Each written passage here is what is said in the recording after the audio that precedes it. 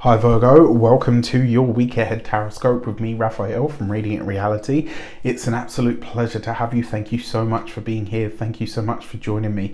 Quick note, these are for your sun, moon and ascendant sign. Check them out for all three so that you know which part of you I resonate with most as a reader. With that said, I would like to bless my decks of cards with all forms of love, light, peace, prosperity and abundance. And I pray that the messages that come through are ultimately clear and concise. They help you on your path to your highest vibrational good. So for your key to the week this week, and if you are a continued subby, you know Rafi loves ya. If you're new to my channel, please don't forget to like, share, and if you should so choose, and this resonates, hit that subscribe button.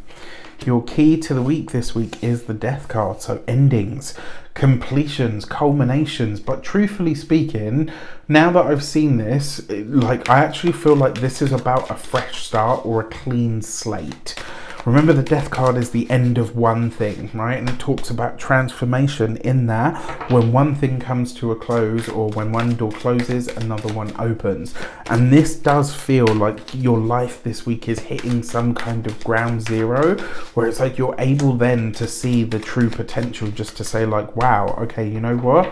This is the time, right? This is where I get where I really get to start again, where I get to start over. And if you've been with me long enough, you will have heard me say, when the Death card shows up, this is a message from the tarot to say, whatever comes up for you to be released or let go of, release it and let it go. Because when you do, and the Death card shows up, you avoid the Tower.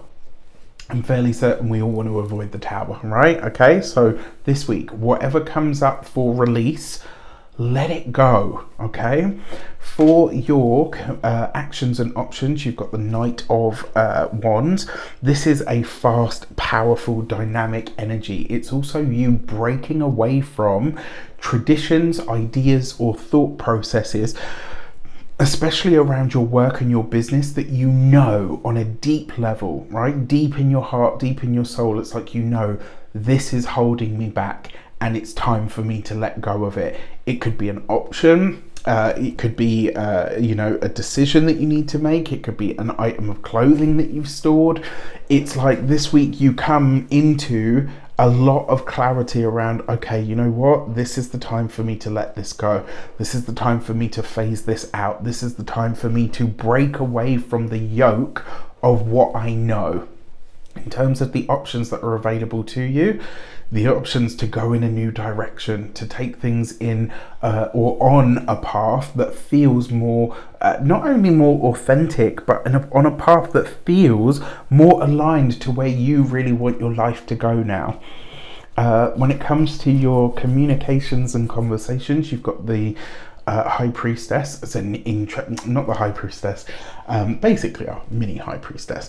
You've got the Two of Swords. Right now, for communications, this is really about weighing up the options this week. This might be where you're chucking something around with a friend or a trusted confidant, but not necessarily sort of putting it out for general consumption, whether this is by friends or family or whatever. It's like you're asking somebody that you consider like a chosen confidant, or maybe your chosen few, and you're chucking this thing about, and it's because you're gearing up to make a move of some sort that sees you letting go of, closing down or releasing some aspect of your life when it comes to your professional sphere. And it's like, before you just sort of jump off on the bandwagon, which by the way makes you very smart. Sometimes I don't even check in with people. I just do what I want to do and then hope the stars have aligned to make it happen. Not anymore. I mean, certainly in my younger years, whereas now, I time things a bit more. I use electional astrology.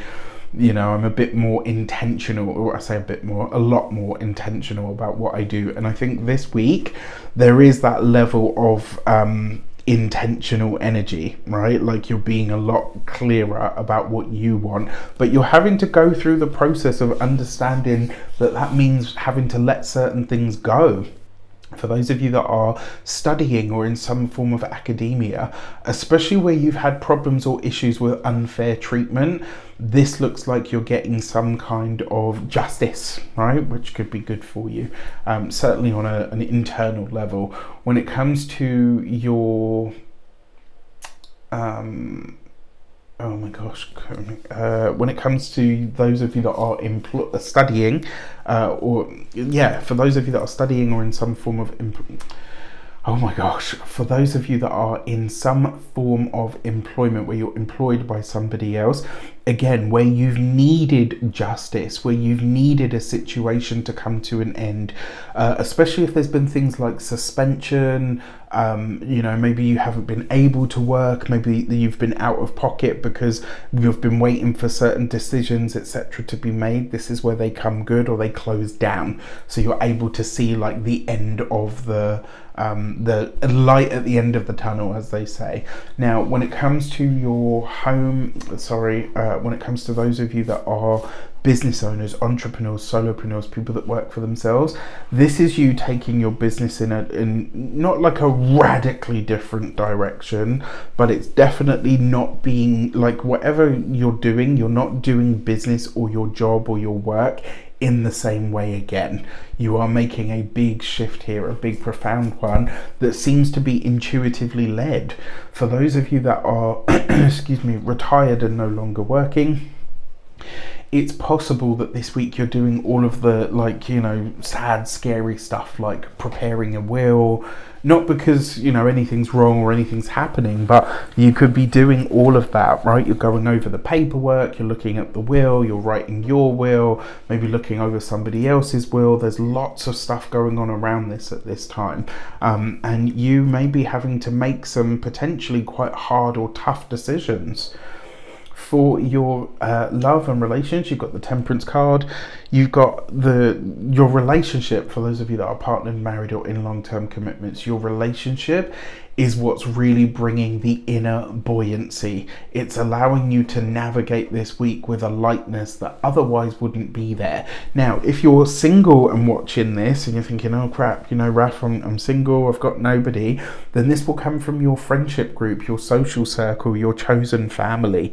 Now, in terms of love in general, the Temperance card suggests that this is really about spiritual and sexual healing that can take place this week, providing you are open to and willing to let it happen.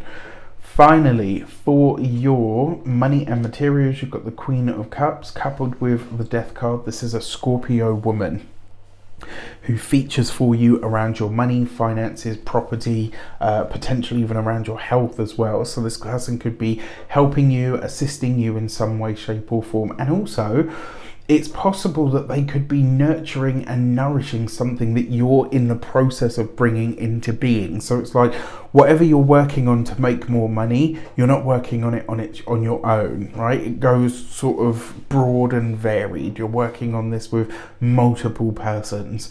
Now, when it comes to your physical health and vitality, the Queen of Cups for health tends to represent the stomach and or the chest.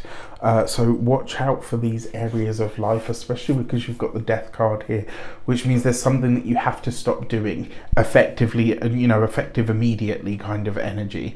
And then finally, when it comes to your home and environment, the Queen of Cups is really about creating sanctuary wherever you are. It's a really beautiful energy that just requires, if you can see it differently, right? Like think about this Death card as the time of autumn instead.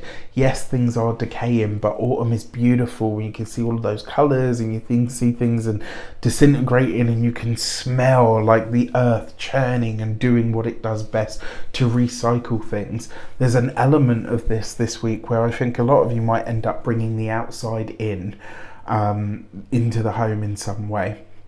With that said, I wish you an abundance of all of that good stuff. If you want to get your personal session with me, you can do so on the link in the description box below. Take care, and I'll see you soon.